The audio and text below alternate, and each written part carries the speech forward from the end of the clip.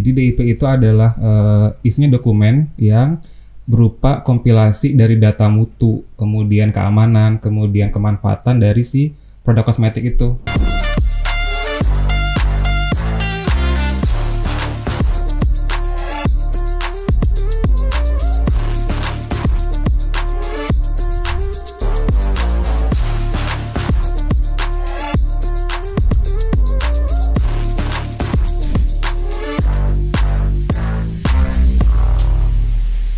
Assalamualaikum warahmatullahi wabarakatuh. Halo Positive People, selamat datang di Positif Podcast Kosmetik Inspiratif. Dan salam sehat selalu untuk kita semua ya. Perkenalkan, saya Haikal Saputra, host Positif untuk episode kelima. Dan topik kita kali ini luar biasa seru banget ya, yaitu kita akan membahas tentang Badan Usaha Pemilik Notifikasi atau BUPN harus familiar dengan Dokumen Informasi Produk atau DIP.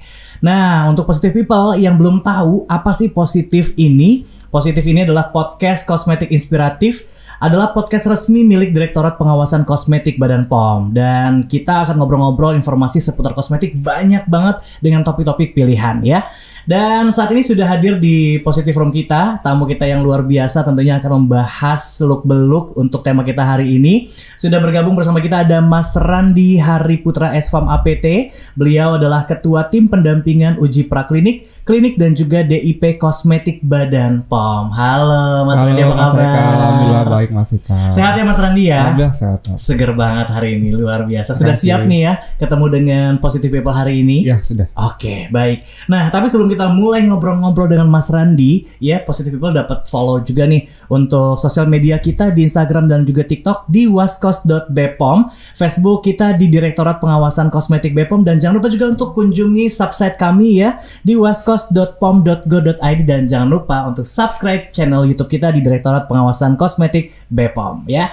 Nah, Positive People, seperti yang kita ketahui bersama bahwa pengawasan produk kosmetik ini melalui sistem notifikasi sudah diterapkan sebagai implementasi harmonisasi ASEAN, begitu ya.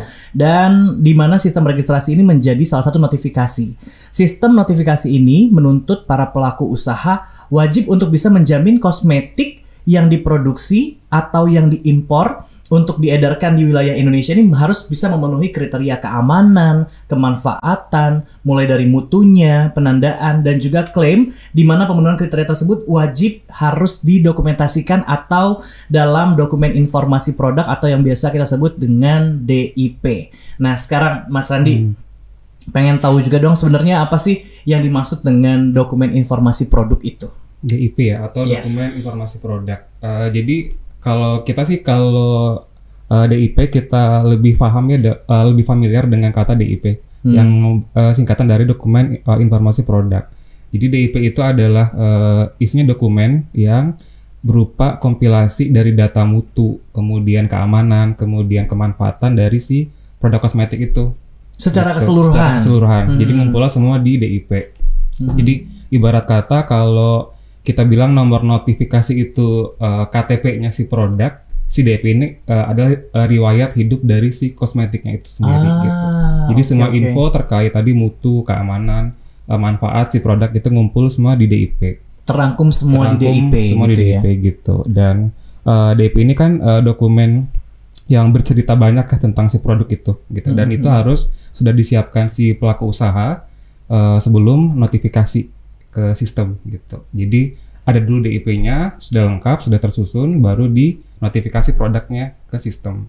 Seperti itu. Oke, berarti artinya ibaratnya kita sebelum nanti launching dan lain sebagainya dapat notifikasi dan lain sebagainya, kita harus nih sebagai produsen mungkin ya, atau sebagai pelaku usaha juga harus menyiapkan dulu nih dokumen-dokumennya gitu ya Mas ya. Jadi DIP-nya lengkap, sudah tersusun, pelaku usaha sudah paham nih kalau produknya memang aman, memang bermutu, memang bermanfaat ya, sudah yakin udah firm, baru dia daftar ke sistem gitu. Dapat nomor izin edar, baru bisa ngedarin si produknya. Baru bisa gitu. publish gitu ya. Nah, tapi kan banyak juga nih pelaku usaha yang bilang atau yang menyebut DIP ini adalah sebagai Product Information File atau PIF gitu ya. Ini sebenarnya ada nggak sih perbedaan antara DIP sama PIF ini Mas? Atau sebenarnya emang sama? Sama sih. PIF kan versi Inggrisnya ya.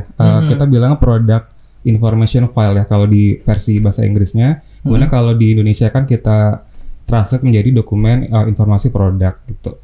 bedanya apa? Sebenarnya nggak jauh beda sih. Kalau di luar negeri untuk ASEAN sendiri kan ada kesepakatan ya senegara ASEAN itu kalau DIP-nya itu atau PIF-nya ada 4 bagian gitu. Oke. Ada 4 bagian. Nanti mungkin kita bisa cerita lebih lanjut ya, ada siap. 4 bagian yang lebih detail gitu. Kemudian nanti di negara ASEAN manapun juga sama sih ada 4 bagian. Berarti artinya memang PIF ini tadi adalah suatu kesepakatan yang memang sudah diakui di seluruh anggota ASEAN gitu ya. Gitu, kan. Jadi mau kita dimanapun segala macam dokumennya sama. Dokumennya lebih kurang sama. Mungkin ada sih beberapa part yang berbeda ya antar negara, tapi lebih kurang intinya sih dokumen keamanan, mutu, manfaatnya ada semua di situ di DIP. Oke, gitu. Menarik sekali ini. Ini baru awal gitu ya, sobat Positive People. Dan kalau kita pengen tahu juga nih, apakah DIP ini harus diserahkan ke Badan POM saat melakukan pengajuan notifikasi kosmetik? Kalau tadi kan Mas Randy bilang bahwa memang sebelum kita mendaftar atau belum notifikasi, ini harus. Ini adalah sebagai syarat mutlak. Untuk submit notifikasi untuk dapetin nomor izin edar itu pelaku usaha sebenarnya nggak wajib sih untuk submit ke sistem DIP-nya tadi ya. Jadi cukup disiapin kemudian disimpan di sarana perusahaan. Nanti kita akan menilai dokumen itu saat post market. Jadi ketika sudah dapat nomor edar, kemudian produk sudah beredar, maka nanti perusahaan siap-siap nanti akan kita surati ya, kita infokan bahwa akan ada audit DIP, nanti akan kita lakukan penilaian ke sarana perusahaan seperti itu. Berarti kalau kita tanya gitu ya, sebenarnya best time-nya ataupun kapan sih sebenarnya untuk pelaku usaha atau produsen bisnis ini untuk bisa menyiapkan ataupun menyelesaikan serangkaian dokumen DIP tadi, ada waktu tertentu idealnya kapan gitu ya? Idealnya kapan, betul. Sebenarnya kan DIP itu tadi yang kita omongin di awal, jadi ada dokumen mutu di situ, ada dokumen keamanan manfaatnya. Jadi memang prosesnya kan panjang ya, dan itu seperti dokumen yang bercerita tentang produk itu ya. Jadi dari hulu sampai hilir ada semua di DIP. Berarti termasuk dengan bahan baku juga. Iya, dari mulai pemilihan bahan baku, pembelian, kemudian bahan baku datang, kemudian di proses produksi, diuji sampai packagingnya ada semua di DIP gitu. Jadi idealnya kapan dibuat DIP? Jadi mungkin kalau di perusahaan kan ada beberapa departemen ya Mas, ada R&D, ada pengadaan bahan baku, ada mungkin yang bikin desain dan lain-lain. Jadi nanti mungkin ketika perusahaan sudah paham tentang alur pembuatannya, kemudian nanti mungkin dari masing-masing departemen itu bisa paralel membuat DIP dokumen yang dibutuhkan. Nanti direview bersama kan oleh mereka, barulah disusun DIP-nya itu. Gitu. Jadi ketika mungkin hal yang pertama kali perusahaan harus tahu mungkin update peraturan kali ya. Nah ini dia, harus baca dulu nih ya. Peraturannya tahu, paham rule-nya apa, kemudian nanti dari situ baru bisa diplot-plotkan mana aja yang bisa yang harus dilakukan perusahaan gitu. Misalkan pas waktu formulasi produk nih, kita harus tahu nih bahannya aman atau enggak, kadarnya berapa gitu ya. Nanti sudah tahu nih, formulanya oke, secara formula oke, nanti mereka lanjut ke trial pilot produksi misalkan gitu. Sudah beres nih produksi, sudah dapat formula yang firm, barulah dia mungkin susun bahan-bahan lain sampai jadilah DIP yang sudah oke gitu. Nanti sudah terkumpul DIP yang bagus, barulah dia notifikasi ke sistem. Oke, berarti artinya kalau ditanya kapan sih waktu ideal untuk suatu produsen ya gitu ya, atau perusahaan untuk bisa menyelesaikan dokumen DIP-nya ini adalah ya tergantung dari perusahaan itu sendiri juga, gitu ya. Kapan mereka butuh waktu untuk bisa menyelesaikan semua dokumen, mungkin dari masing-masing departemen gitu ya. Nah, tadi ini menarik sebenarnya. Kalau tadi kan Mas Randy bilang bahwa ini tuh dilakukan dalam tanda kutip sebagai suatu perusahaan misalnya yang mungkin ada departemen-departemen tertentu yang memang sudah punya job desk-nya masing-masing. Apakah kalau untuk misal gitu ya, kalau seandainya bisnis ini ataupun usaha ini adalah perseorangan atau UMKM lah gitu atau startup gitu, apakah tetap harus mengumpulkan DIP juga? Betul sama Mas. Tetap juga ya.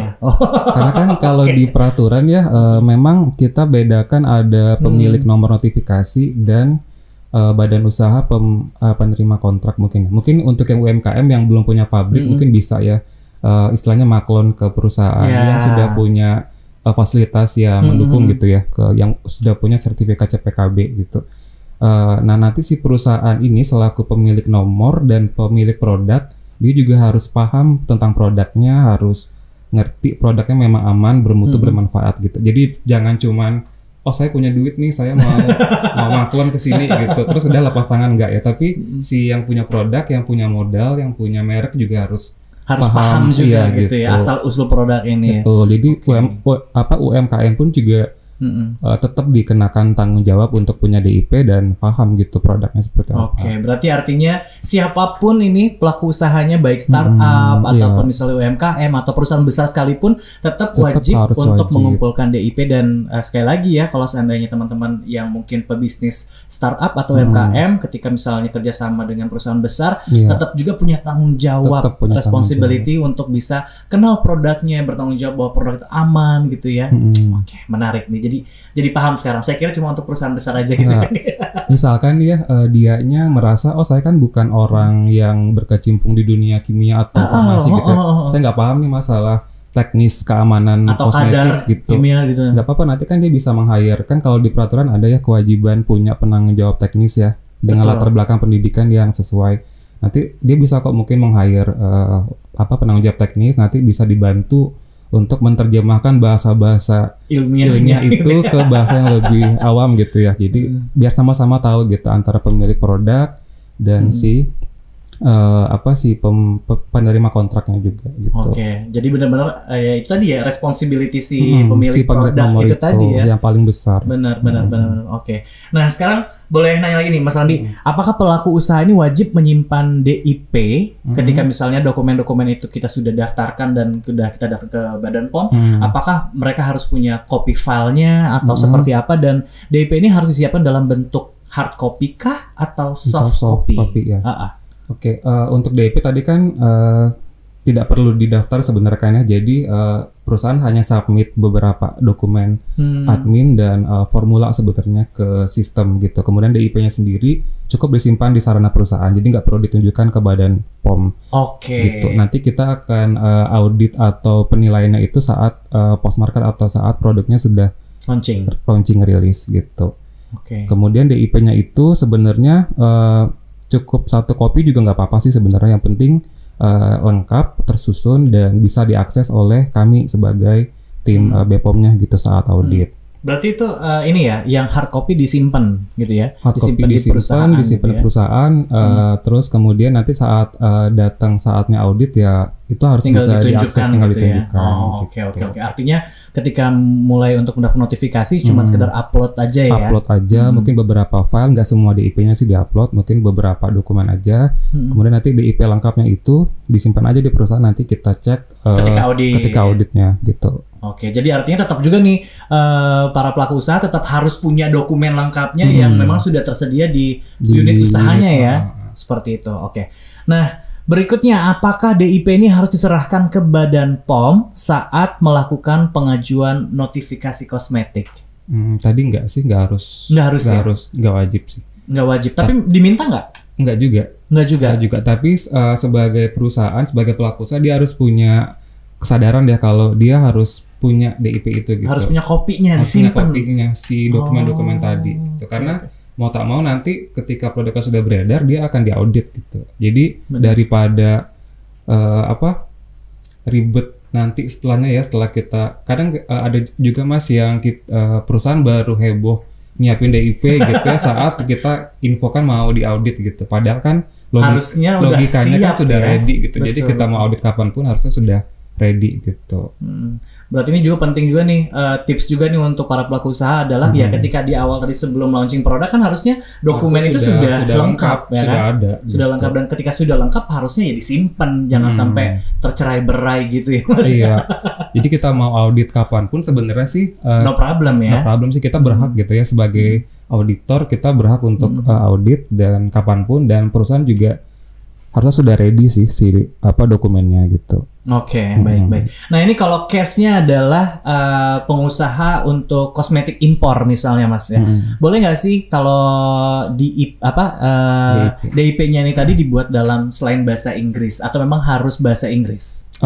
Kalau di peraturan memang baru Indonesia dan atau Inggris ya untuk bahasa asingnya. Oh, berarti boleh Indonesia juga? Boleh Indonesia juga, dan untuk bahasa asing kita baru terima yang Inggris sih Mas. Karena kalau Thailand nggak Thailand Sawadika kita belum ada SDM yang itu ya yang capable buat bahasa asing selain Inggris gitu. Jadi ya udah mohon maaf. Jadi untuk yang bahasa selain Inggris mohon untuk ditranslate ke minimal bahasa Inggris lah gitu. Bahasa Inggris atau bahasa Indonesia atau aja nggak apa-apa bahasa Indonesia gitu ya. Gitu. Oke, jangan pakai bahasa tubuh ya, bahaya ya, susah. Bahasa isyarat juga susah. Bingung nanti. Oke, clear ya. Oke, nah berikutnya kalau pemilik nomor notifikasi melakukan kontrak produksi, nah ini siapa sih yang wajib menyiapkan dan menyimpan DIP-nya? Apakah ya kedua belah pihak atau cukup dari yang kontrak produksinya saja? Kalau kontrak produksi berarti kan artinya ada pemberi kontrak yang punya merek, yang punya modal lah gitu ya. Kemudian ada si pabriknya atau penerima kontrak. Siapa yang wajib menyiapkan DIP dan menyimpan DIP? Idealnya sebenarnya kalau di peraturan yang wajib menyimpan DIP itu adalah tetap si pemilik nomor. Yang punya mereknya itu ya. Idealnya seperti itu. Cuman mungkin untuk beberapa kasus memang sih ada pabrik yang mengkeep dokumennya mungkin karena berpikir ini konfidensial gitu, nggak boleh diketahui pihak lain rahasia gitu. perusahaan gitu kayak formula berapa persen ininya. Ya boleh, ya mungkin boleh aja sih, bukan mungkin ya boleh aja di keep oleh perusahaan si pabrik, tapi nanti saat audit berlangsung itu mohon untuk kedua pihak itu datang bersama mungkin ya. Kemudian dokumen dari si pabrik itu agar diserahkan langsung ke kami, ke Badan POM gitu. Jadi tidak melalui si pemberi kontrak ya. Boleh aja seperti itu. Jadi intinya dokumen DIP-nya harus ada dan bisa diakses oleh si kami selaku auditornya seperti itu. Oke, tapi ketika misalnya si penerima kontrak ini misalnya memperbolehkan untuk dokumen itu diberikan kepada pihak lain tuh nggak apa-apa juga berarti? Partnernya untuk punya DIP juga nggak apa-apa juga mas. Kalau misalnya sama-sama setuju gitu. Oh ya udah deh kita pegang DIP dua-duanya nggak apa-apa deh gitu. Boleh aja sih gitu. asal memang antara kedua belah pihak saling tahu gitu kan ya. Gitu. Tapi idealnya memang tetap si pemilik nomor atau pemohon notifikasi tetap harus sebagai pihak yang paling bertanggung jawab terhadap produknya gitu. Termasuk juga untuk menyimpan DIP. Menyimpan DIP gitu. Jadi kalau bisa sih ketika dia sudah kontrak mungkin deal-dealan di awalnya nih pas bikin kontraknya langsung aja disampaikan gitu kalau kami butuh DIP juga nih buat disimpan karena kami sebagai pemilik nomor juga butuh tahu formulanya apa, bahan-bahannya ada yang berbahaya atau enggak gitu kan. Betul, karena kan kalau pemilik nomor sudah paham nih isi produknya apa, kan dia jadi lebih pede ya untuk promosiin produknya. Untuk jualan, benar. Saya aman kok, saya udah review dokumennya gitu kan, kasarnya seperti itu ya. Jadi memang idealnya si pemilik nomor tahu produknya apa dan bisa menyimpan DIP-nya, itu sih yang paling bagus sebenarnya. Oke. Nah tadi kan kalau Mas Randi bilang bahwa DIP ini wajib disimpan oleh pemilik nomor notifikasi kosmetik gitu ya. Nah kalau seandainya format khusus untuk DIP ada nggak sih Mas? Format khusus. Tadi kita sempat bahas ya ada 4 bagian ya. Ada 4 bagian, betul. Formatnya itu ada bagian 1, 2, 3, 4. Bagian 1-nya data administrasi. Bagian 2-nya tentang terkait bahan baku. Bagian 3-nya terkait kualitas dari si produk jadi. Bagian 4 itu masalah keamanan sama dari manfaat dari si produk. Ini bahasa peraturan sih. Jadi memang kedengarannya agak berat ya gitu. Tapi intinya nanti teman-teman yang pelaku usaha akan paham sendiri kok poin-poinnya apa, ada di peraturan pedoman DIP nomor 14 tahun 2017 ya.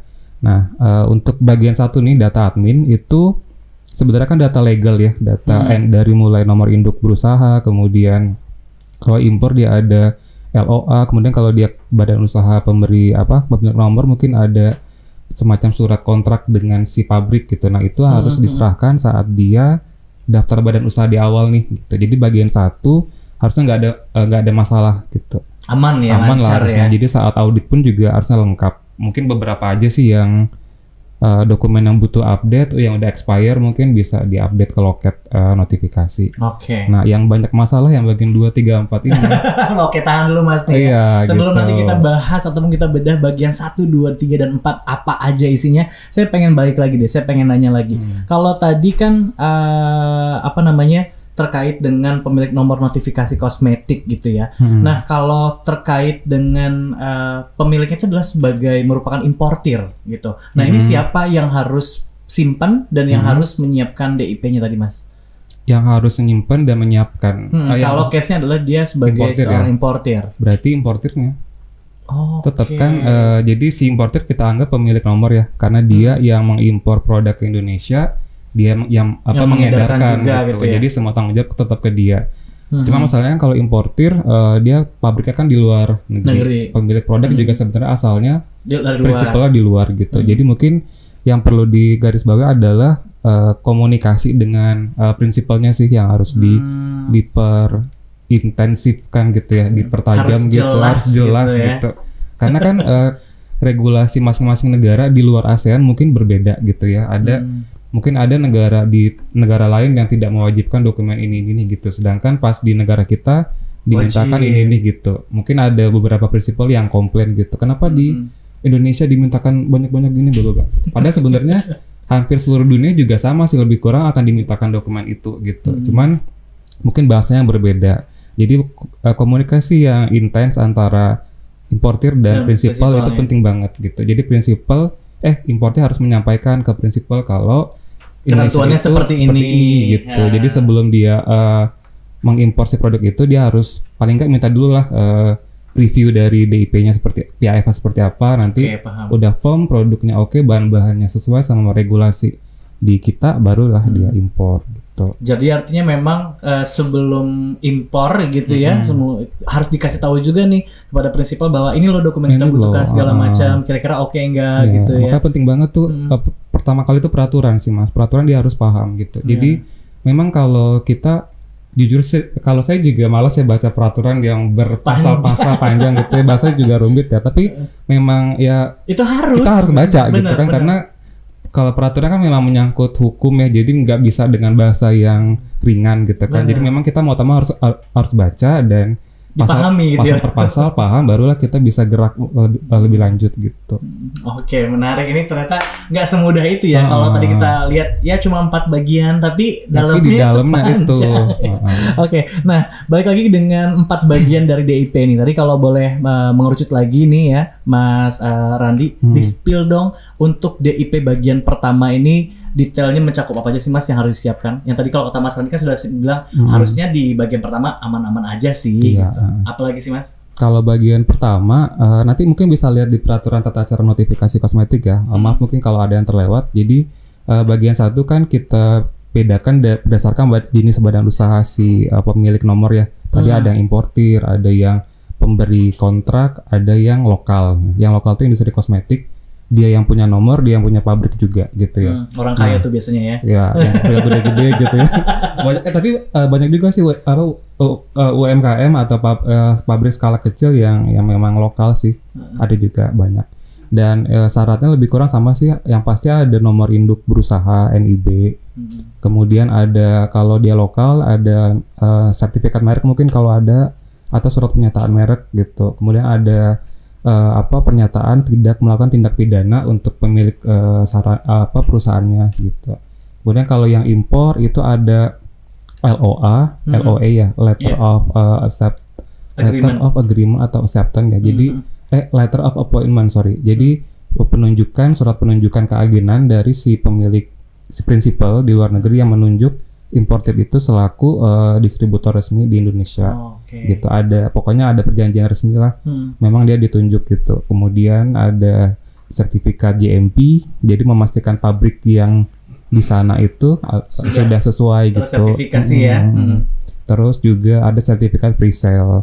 Jadi free sale itu yang memastikan si produk memang di negara asal itu memang sudah dijual bebas sih. Jadi kita bukan mengimpor produk abal-abal gitu. Memang di sana emang udah dijual gitu. Udah rilis gitu. Gitu. Kemudian kalau yang dia badan usaha pemberi kontrak ya, selain tadi NIB, kemudian ada sertifikat merek, ada yang tadi perjanjian kontrak antara si pemilik nomor dan si pabriknya gitu. Nah, di perjanjian kontrak ini yang harus detailkan lagi ya sebenarnya. Pasal per pasal, kewajiban si pemilik nomor apa, si pabriknya apa gitu. Jadi nanti dari situ bisa kelihatan tuh tanggung jawab pemilik nomor sebagai pemilik produk memang harus lebih besar sih sebenarnya di peredaran produk kosmetiknya. Harus paham banget harus gitu paham. ya. Oke, wah ternyata di bagian satu ini sudah mulai banyak banget. Banyak. Tapi kan itu di awal sudah Harusnya sudah lengkap. punya, Karena kan benar. kalau dia nggak punya itu dia nggak akan bisa dapat usaha. akun badan usahanya gitu. Dia nggak akan bisa daftar produk. Bener. Nah, Gitu. sekarang pertanyaan gini Mas, apakah dari rentetan dokumen-dokumen yang harus disiapkan tadi gitu kan, itu harus berupa dokumen asli atau ada yang fotokopi? Dan bagaimana ketika dokumen di bagian satu itu ada yang dalam tanda kutip mungkin sudah habis masa berlakunya? Apakah dia memang harus urus lagi masa perpanjangnya atau ya boleh Atau deh? udah itu aja gitu ya. Gitu. Seperti apa Mas? Untuk dokumen bagian satu, bagian lain juga ya sebenarnya kalau sekarang kan zamannya sudah soft copy ya. Jadi kita kalau di peraturan sih masih dibolehkan fotokopi dan kami juga nggak masalah sih kalau fotokopi. Tapi akan lebih baik kalau ada scan yang aslinya gitu. Oke. Jadi kita bisa lihat langsung kan seperti apa yang aslinya. Karena logikanya sih kalau datang ke perusahaan nggak lihat asli kan kayaknya nggak mungkin ya, pasti ada lah yang asli kan gitu.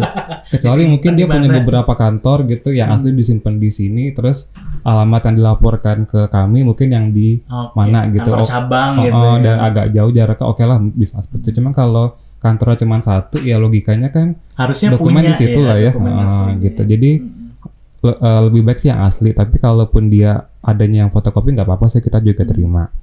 Gitu. Dan dokumen bagian lain juga seperti itu sih. Kalau bisa sih yang aslinya yang kita lihat. Kalau yang sudah lewat masa berlakunya? Kalau yang sudah expire ya harus diperbarui. Perbarui dulu baru bisa mengajukan lagi gitu ya? Iya. Nanti kan di sistem akan kelihatan tuh Mas otomatis misalkan dokumen tadi ya LOE atau JMP ada yang expire. Iya. Nanti kan di sistem dia akan ke freeze gitu ya. Ke freeze ya dia nggak bisa ngapa-ngapain dengan LOA dan JMP yang lama tadi. Gitu. Jadi sebelum dia update yang baru ya dia nggak akan bisa misalkan perpanjang nomor notifikasi yang itu atau daftarin produk lagi dengan pabrik yang expire tadi gitu. Oke, nah ini penting juga ya buat para pelaku usaha ketika sudah tahu untuk mendaftarkan produk baru dan lain sebagainya, ya jangan lupa dicek dulu dokumen-dokumennya, jangan sampai ada yang expired gitu ya.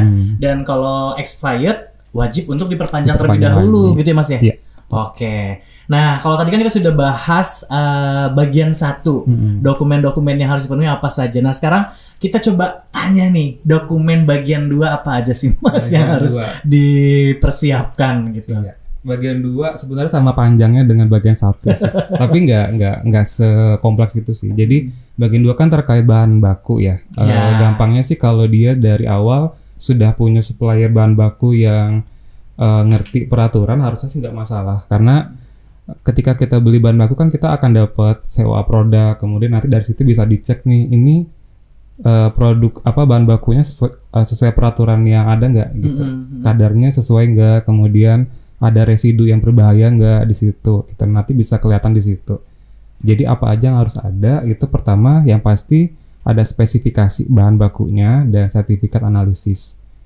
Dua itu, dan biasanya dua itu sih tergabung ke satu dokumen dah, ke sertifikat analisis, atau kalau mau dibuat terpisah juga nggak apa-apa, ada dokumen spesifikasinya sendiri, kemudian ada dokumen sertifikat analisis sendiri untuk masing-masing bahan baku. Walaupun air itu juga tetap kita mintakan, ya. Misalkan Masnya bikin pabrik tapi airnya ngambil dari sungai mana gitu, tapi nggak diuji apa-apa kan juga bahaya ya gitu. Kita juga harus tahu nih ada nggak cemaran di air yang dipakai gitu, karena kan akan ngaruh ke kualitas. Berarti artinya dari segala macam aspek bahan ya, keamanan segala macam itu harus semuanya diperhatikan.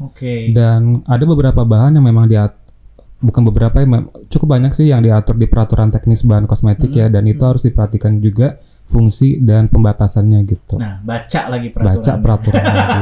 Memang baca dan lagi itu ya. bisa beribuan ya bahan-bahan yang dilarang di kosmetik gitu. Itu juga harus diperhatikan.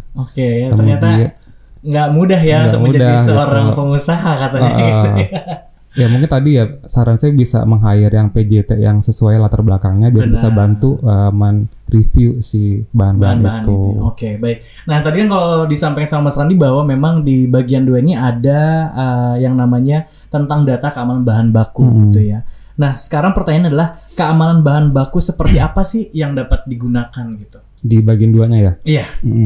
Kalau data keamanan kita akan minta dari jurnal ilmiah terpublikasi ya. Dan itu banyak sih di Google, bisa dicari sendiri. Oh, berarti artinya ini adalah dokumen pendukung gitu ya? Dokumen bukan pendukung sih Mas, dokumen penting pokok sih sebenarnya. Dokumen pokok. Data keamanan gitu. Yang menyatakan bahwa si bahan itu adalah aman.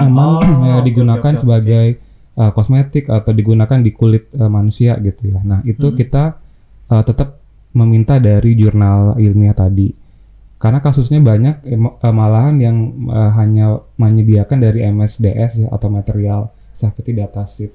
Itu boleh-boleh aja sih sebenarnya, cuman kalau MSDS kan kebanyakan memang hanya membahas keamanan produk saat handling ya. Misalkan bahan baku datang ke pabrik atau ke gudang, gimana penyimpanan, simpan, gitu ya. Apakah bahannya gampang meledak atau apa gitu ya.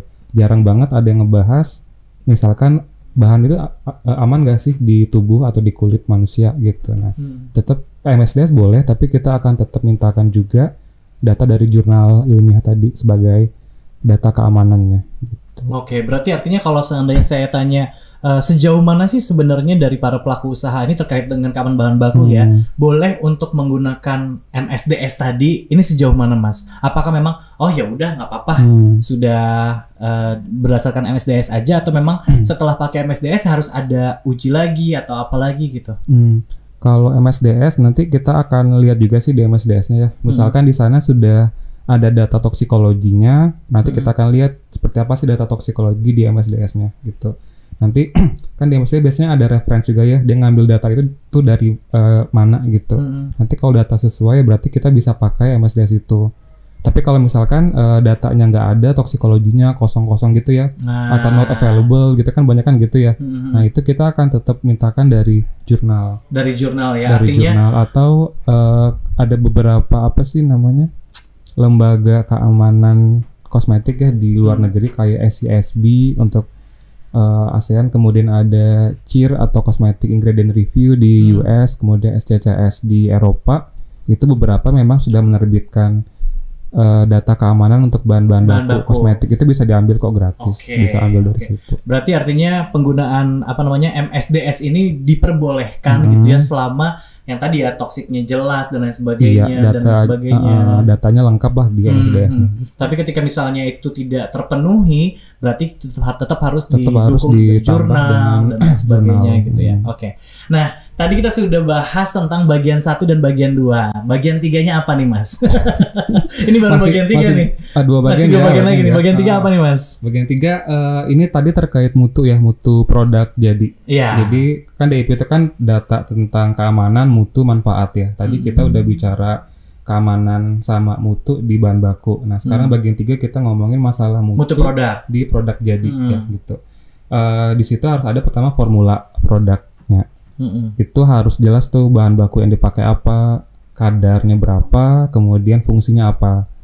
Nah pokoknya formula keseluruhan ini harus sama dengan yang mereka submit saat notifikasi.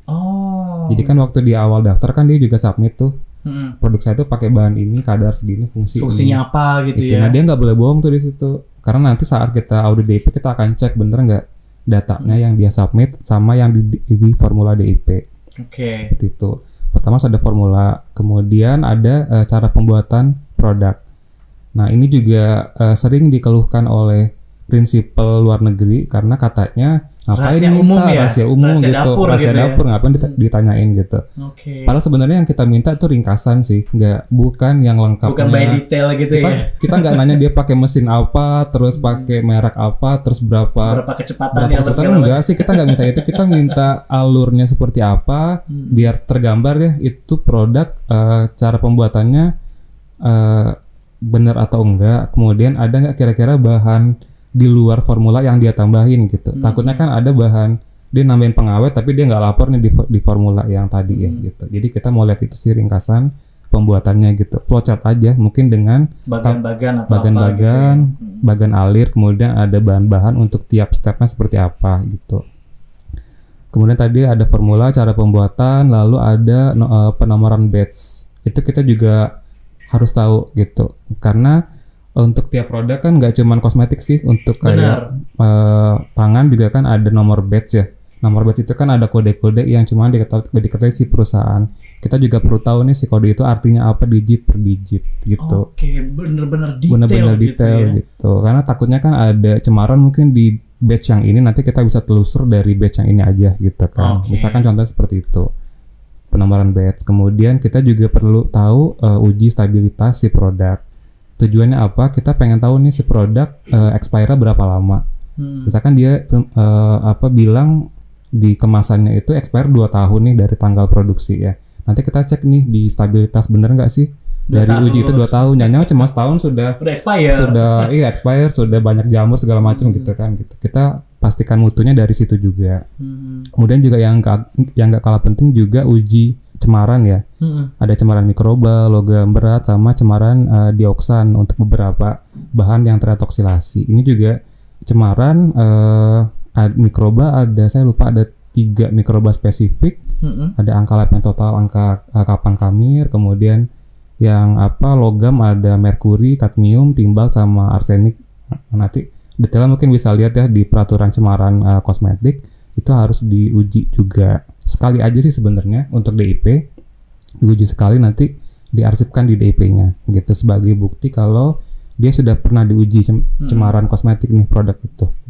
Oke, berarti artinya untuk di bagian 3 ini benar-benar tentang kualitas produk. Sampai ke packagingnya juga nggak sih, Mas? Packaging nanti di bagian 4. Nah, kalau gitu langsung aja kita tanya ya. Bagian 4 seperti bagian apa, 4. Mas?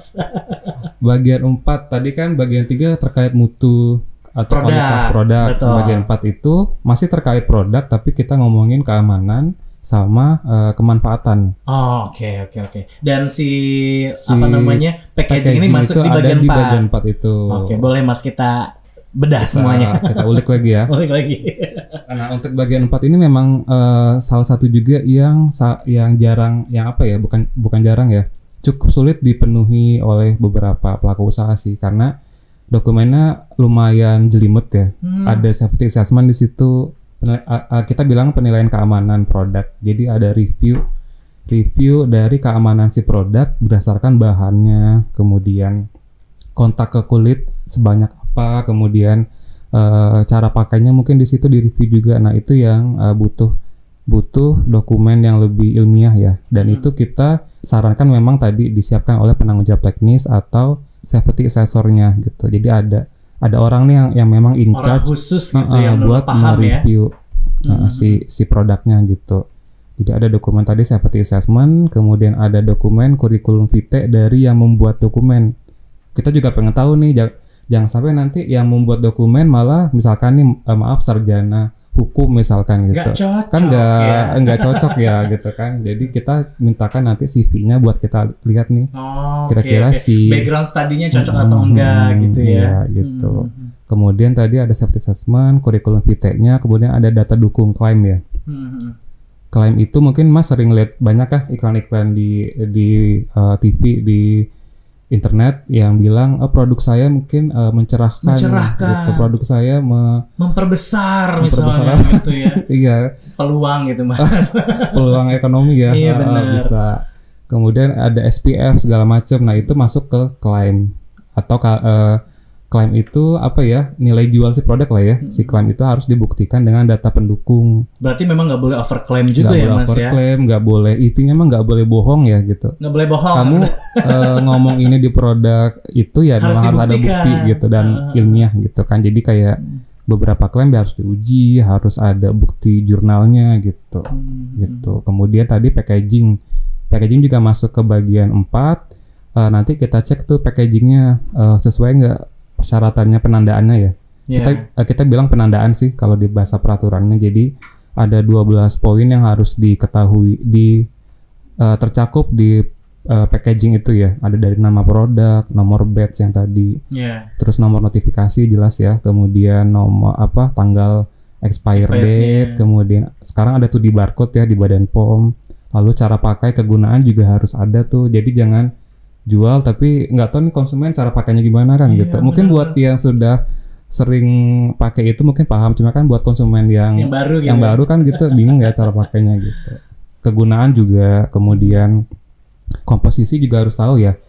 konsumen juga berhak sih tahu apa komposisinya. Nggak harus ada persentase sih, cukup nama bahannya aja nggak apa-apa. Nanti ditulis komposisi, kemudian beberapa klaim mungkin kalau dia bilang halal gitu berarti harus ada dokumen pendukung sertifikat halal seperti itu. Beberapa klaim sih kayak dermatologically tested juga harus ada uji-uji. Pokoknya packaging nanti kita kaitkan sama dokumen keamanan yang ada di bagian 4 itu gitu. Oke, nah tadi kan Mas Randi bilang bahwa memang di bagian 4 ini ada penilaian keamanan gitu ya. Nah, apa sih yang dimaksud dengan laporan penilaian keamanan ini, Mas? Apakah memang si pemilik usahanya harus secara berkala mengirimkan laporan penilaian keamanan ini atau memang cukup satu kali aja gitu? Untuk yang laporan penilaian keamanan atau kalau kita bilangnya safety assessment sih kalau yang versi bahasa Inggrisnya itu tadi ya dokumen yang membahas keamanan si produk itu aman atau enggak. Kita yakinnya dari dokumen itu gitu. Kita mereview bahannya apa, kadarnya berapa, kemudian paparan ke badan kita berapa, nanti di review tuh masing-masing bahan, kemudian mungkin ada interaksi mungkin antar bahannya, nah itu kita review juga, baru nanti terakhir si safety assessor-nya mendeklar bahwa si produk ini aman digunakan sebagai kosmetik sehari-hari misalkan gitu. Dan dari situ barulah dia siap nih bahwa produknya memang aman gitu dan bisa di launch gitu kan. Terus kapan harus dibuat itu cukup satu kali aja sebenarnya. Satu kali aja kecuali nanti mungkin ke depan kan kalau perkembangan bahan kosmetik itu update-nya cepet ya lumayan. Benar. Cepet update data-datanya, nanti mungkin si safety assessor juga punya tanggung jawab sih buat update juga berita-berita terkait bahan gitu. Kalau ada info terbaru terkait bahan yang dia pakai dan ada batas keamanan baru nih, dia harus mereview kembali tuh dokumen safety assessment-nya gitu. Kemudian agar di update lagi di DIP nanti biar dia bisa yakin nih produknya memang masih aman gitu. Oke. Misal nih ketika si produk ini ternyata dinilai tidak aman gitu Mas ya. Ada nggak sih format dari kompilasi laporan terbaru ini untuk mengenai catatan laporan efek yang tidak diinginkan pada manusia karena penggunaan kosmetik tersebut? Ada nggak sih Mas formatnya? Ada. Jadi kalau di Badan POM kan ada peraturan terkait monitoring efek samping ya. Untuk kosmetik ada peraturan, saya lupa nomor berapa ya, tapi memang itu peraturan membahas terkait MESKOS atau tadi monitoring efek samping kosmetik. Jadi semua keluhan konsumen terkait keamanan produk itu harus dikompilasi oleh si perusahaan. Jadi kan tadi perusahaan sebagai penanggung jawab paling besar ya untuk produknya. Jadi dia memang harus bertanggung jawab terhadap produknya, kemudian mengumpulkan keluhan-keluhan konsumen, kemudian dia harus kasih solusi nih ke konsumen seperti apa. Gitu, nanti ada format laporannya, dia harus lapor ke Direktorat Pengawasan Kosmetik. Berarti memang artinya si perusahaan ini juga harus menyertakan gitu ya. Ketika misalnya konsumen menggunakan kosmetik ini, dimungkinkan efek sampingnya ini gitu ya. Enggak, kalau di penandaan sih nggak ada kewajiban untuk menyertakan kayak kontraindikasi, nggak ada. Cuman nanti ketika konsumen mengeluhkan misalkan saya habis pakai ini gatal-gatal nih merah-merah, nah dia konsumen itu seharusnya sih bisa lapor dulu ke perusahaan itu ya, bahwa saya pakai ini tuh gatal-gatal gitu. Nanti dari perusahaan kan harus menanggapi kemudian memberi solusi ke konsumen sambil dia juga lapor ke Badan POM nih kalau produk dia ada keluhan ini gitu. Nanti biar bareng-bareng dengan Badan POM mencari solusi yang bagus seperti apa gitu. Apakah nanti mungkin formulanya diubah atau reformulasi atau mungkin formula tetap tapi dia cari bahan baku supplier lain gitu. Mungkin ada cemaran di bahan baku yang mana gitu kan. Nanti direkap di dokumentasi di DIP. Cuman kalau di DIP sih hanya dokumentasi ya, kita hanya melihat laporannya, tapi nanti yang menindaklanjuti itu teman-teman di Direktorat Pengawasan Kosmetik bagian yang tadi monitoring efek sampingnya. Oke, gitu. Menarik ini. Ada tim lain sih nanti yang tim lain gitu ya. Baik. Nah, Mas Randi, kalau tadi kan data pendukung klaim kosmetik ini termasuk DIP bagian keempat gitu ya. Nah, terkait data pendukung klaim kosmetik, ini bagaimana sih data pendukung klaim kosmetik yang lengkap? Kemudian klaim-klaim seperti apa yang harus disertai dengan laporan uji produk? Laporan uji produk, klaimnya seperti apa? Memang kalau kosmetik nggak seperti obat ya. Kalau obat kan satu bahan baku itu ada indikasi indikasi khusus ya, indikasi yang memang tertuju ke bahan itu gitu. Dia nggak boleh tulis indikasi lain gitu ya, atau manfaat lain. Tapi kalau di kosmetik memang nggak ada pakem khusus sih, hanya pakemnya adalah definisi kosmetik itu dipakai dalam kondisi tubuh yang sehat, kemudian tidak untuk mengobati si kosmetik itu ya, gitu. Jadi memang pakemnya itu, dan perusahaan dipersilakan meramu sendiri kalimatnya, tapi tetap dengan kaidah itu, gitu. Jadi ada pedoman klaim kosmetik, di situ ada panduan klaim yang dibolehkan dan yang dilarang. Tapi nggak cuma terbatas dua itu sih sebenarnya ya. Ada klaim-klaim lain yang banyak banget yang mungkin bahasa marketingnya mungkin bisa berbunga-bunga ya. Metamorforanya gitu ya. Bisa kemana-mana. Nah itu harus direview juga tuh oleh pelaku usaha, kira-kira masih masuk ke pedoman klaim kosmetik tadi atau enggak gitu. Misalnya kayak kalau kita lihat kan ada mungkin yang dalam bahasa iklannya mencerahkan dalam 7 hari kayak gitu-gitu. Itu kayak klaim-klaim itu kira-kira boleh atau enggak? Aduh, mana ya? Mencerahkan dalam 7 hari. Ketika misal ini saya coba-coba ya. Ketika misalnya itu dibuktikan, ada buktinya, ada bukti saintisnya, ada bukti ilmiahnya, boleh nggak sih? Boleh. Ya, saya tahu nih. Ya. Gimana Mas Randy? Jadi kalau mencerahkan itu masih dibolehkan. Oh, masih boleh. Masih boleh mencerahkan. Okay. Karena kan kulit memang sebenarnya saat kita habis mandi pun juga kulit jadi lebih cerah kan gitu. Karena warna kulit bisa berubah. Oh, iya. Kalau sudah warna kulit berubah mah itu udah nggak boleh di kosmetik. Oh, udah nggak boleh. Karena kosmetik kan memang tujuannya hanya membersihkan, merubah penampilan luar gitu ya. Tapi bukan merubah kayak warna kulit. Karena kan kalau warna kulit itu sudah masuk pigmen yang dalam itu ya, itu udah nggak masuk ranah kosmetik gitu. Jadi kalau mencerahkan dalam 7 hari misalkan masih oke sih. Cuma nanti kita akan meng-highlight dalam 7 harinya itu ya. Bener nggak sih 7 hari sudah mencerahkan? Kemudian seperti apa uji kliniknya seperti itu. Nah itu yang harus disiapkan oleh pelaku usaha. Oke, makanya ini harus bisa bertanggung jawab atas klaim-klaim dan lain sebagainya ya. Iya. Oke. Nah, Mas Randy, kalau penandaan dan informasi kosmetik juga kan dalam bagian 4 ya, DIP bagian 4 gitu lah. Pertanyaannya adalah bagaimana sih penandaan dan informasi kosmetik yang lengkap? Penandaan, tadi udah disinggung sedikit sih, ada 12 poin tadi yang tadi ya. Yang tadi dari nama produk. Ini tuh yang di packaging tadi ya? Packaging tadi. Kita bilangnya penandaan sih itu. Jadi packaging itu harus ada 12 informasi tadi minimal ya. Jadi dari namanya harus sama ya dengan yang dia daftarin. Jangan yang dia daftar misalkan ABC brightening lotion, atau yang dia jual brightening bla bla bla apa panjang gitu kan, yang beda banget gitu, jangan. Jadi harus sama. Kemudian ada nomor notifikasi, ada tuh di barcode, ada expire date, cara pakai, kegunaan, komposisi, kemudian apa lagi ya? Izin edar tadi nomor notifikasi, udah date juga tadi ya. Di situ. Okay. Berarti artinya minimal nih 12 ini udah harus ada. Ketika misalnya nanti ada perusahaan yang mungkin ternyata dia nggak kurang satu nih, ada punishment-nya? Ada. Ditarik produknya? Kalau di DIP sih kita bisa menyarankan untuk relabeling ya, atau melengkapi dokumennya gitu. Okay. Tapi nanti sambil dia paralel juga relabeling produk dia yang sudah beredar gitu. Berarti ditarik dulu, ganti dulu baru diedarin lagi seperti itu sih. Daripada kerja 2 kali ya kan. Iya, mending makanya tahu peraturan dulu, info-info apa yang harus ada di penandaan, barulah dia bisa launch produk. Gitu. Baca lagi ya, baca lagi. Baca. Tadi kan kalau Mas Randy bilang kita sudah membahas tentang DIP ini adalah terdiri dari 4 bagian gitu kan. Nah dari bagian 1, 2, 3, 4 ini boleh nggak sih kalau seandainya kita dokumen dipisah gitu? Dipisah. Per bagian gitu. Nyicil gitu, boleh nggak sih Mas? Gitu ya, atau emang harus langsung 4 bagian harus kumpul semua gitu?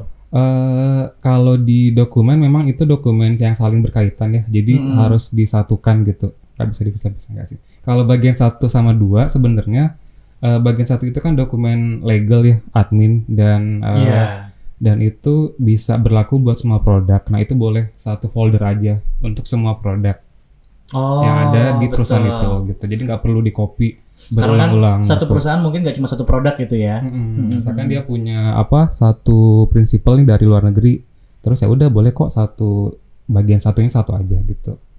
Jadi nggak perlu di copy untuk tiap produk. Tapi kalau dia punya 2 prinsipal atau 2 pabrik atau lebih, berarti kan ada beberapa dokumen yang dia harus yang mungkin beda gitu yang ya. kan beda, nah itu dibedain lah per folder gitu. Tapi untuk bagian satu boleh satu aja untuk semua produk, tapi untuk bagian 1 sama 2 itu boleh dipisah ya intinya. Jadi bagian 1 dipisah untuk semua produk, bagian 2 pun juga boleh satu folder aja buat semua produk gitu. Karena bahan baku yang dipakai mungkin bisa itu aja kan sebenarnya gitu. Jadi boleh satu folder aja bagian 1 sama 2. Tapi untuk bagian 3 sama 4 itu kan unik ya.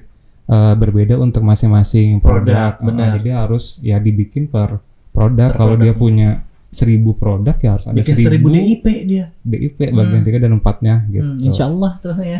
Banyak. Makanya, kalau 1000 kan berarti karyawan kan juga banyak ya harusnya kan gitu. Oke. Yang bisa membantu menyiapkan bikin DIP-nya. Gitu. Baik. Nah sekarang pertanyaan, berapa lama sih Mas DIP ini wajib disimpan? Dan apakah jika misalnya ada perubahan data DIP, entah itu bagian 2 atau bagian 4 gitu ya, ini wajib diperbaharui gitu dan dilaporkan ke BPOM? Kalau penyimpanan sih di peraturan masih 6 tahun ya yang wajib. 6 tahun itu setelah satu kali kita daftar info gitu ya? Setelah produk terakhir diimpor atau diproduksi. Jadi selama produk itu rilis ya harus ada kan. Tapi misalkan nih tahun ini dia sudah nggak produksi nih, udahlah nggak mau jual lagi gitu kan. Start dari situ 6 tahunnya itu dia masih harus nyimpen DIP-nya. Oke. Gitu. Karena mungkin barangnya juga masih beredar. Barang mungkin gitu masih beredar, takutnya ada keluhan efek samping di batch yang mana kan masih bisa tertelusur dari DIP-nya gitu. Masih bisa tanggung jawab gitu ya. Terus mungkin 6 tahun terdengar lama dan ngapain gitu ya nyimpen dokumen 6 tahun gitu. Cuma kan zaman sekarang sudah main soft copy semua ya. Benar. Harusnya nggak masalah lah untuk nyimpen. Ada hacker Mas, tapi Mas. Ya kan bisa di hard disk ya. Banyak alasan ya. Gak harus di Google Drive juga kan atau di Drive yang cloud gitu kan. Kalau yang tadi wajib ada pemberitahuan nggak sih untuk yang ada data yang diperbaharui misalnya segala macam, kita perlu lapor BPOM lagi nggak sih Mas? Untuk dokumen admin itu wajib ya kalau ada yang terbaru tadi kayak JMP expire, LOA expire atau sertifikat CPKB expire harus lapor ke notif. Tapi untuk dokumen lain di bagian 2, 3, 4 kalau ada yang terbaru itu nggak perlu lapor sih, tapi DIP-nya harus diupdate terus ya. Oke, di internalnya di berarti internalnya. ya. Di DIP itu kan bukan dokumen statis ya, itu dokumen yang dinamis. Jangan udah bikin DIP taruh di lemari, diemin udah berdebu-debu gitu harus tetap di review masih oke nggak sesuai peraturan sekarang gitu kan. Oke, baik. Nah sekarang kalau kita kaitkan dengan Badan POM gitu ya, apa sih yang dilakukan oleh Badan POM ini untuk melakukan pengawasan DIP? Kan mungkin perusahaan tuh banyak banget gitu ya, dan ya itu tadi kata Mas Randy sendiri, ketika perusahaan punya 1000 produk untuk bagian 3 bagian 4 berarti harus di copy juga 1000 produk gitu kan. Pengawasan dari Badan POM ini seperti apa Mas? Kalau untuk DIP-nya kita memang ada audit rutin ya Mas. Jadi ada audit rutin ke perusahaan. Itu kita infokan tadi ya. Kita kalau di peraturan sih 30 hari sebelum audit itu kita akan ngirim surat pemberitahuan. Tapi bisa aja sih kita kirim mungkin sehari mungkin sebelum audit. Berarti baik banget ya 30 hari sebelum. 30 hari sebelum kita udah ngasih tahu karena kita mau datang nih gitu. Undangan itu. Kita udah baik kan ngasih tahu jauh-jauh hari ya gitu. Tapi sering banyak juga yang udah kita kasih tahu, sudah kita info mau audit, tolong siapkan ini.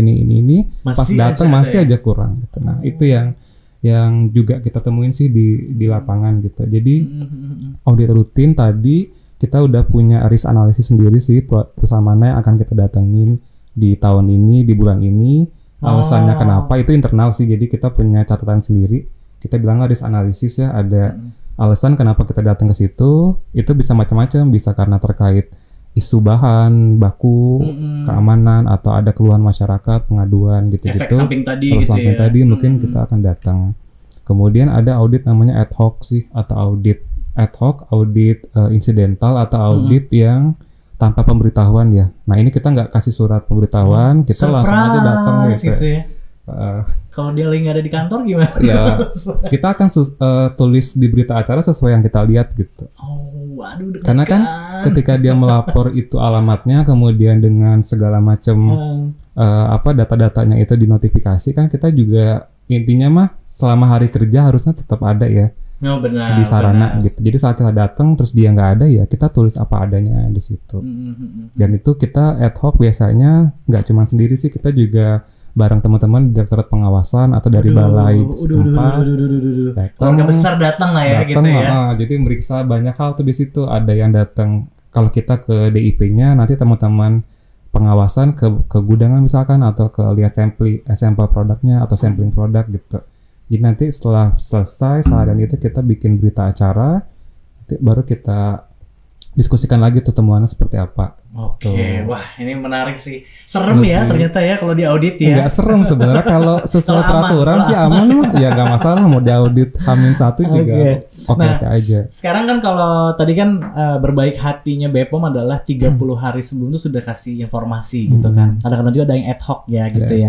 Nah sekarang boleh dong kita spill Mas, ketika misalnya ada undangan dari Badan POM gitu ya untuk audit gitu. Kira-kira apa sih yang harus disiapkan dari perusahaan sendiri ketika akan ada audit DIP? Dan misalnya nih perusahaan tuh sudah pernah diaudit DIP, apakah dia akan pernah kena audit lagi atau ya udah gitu?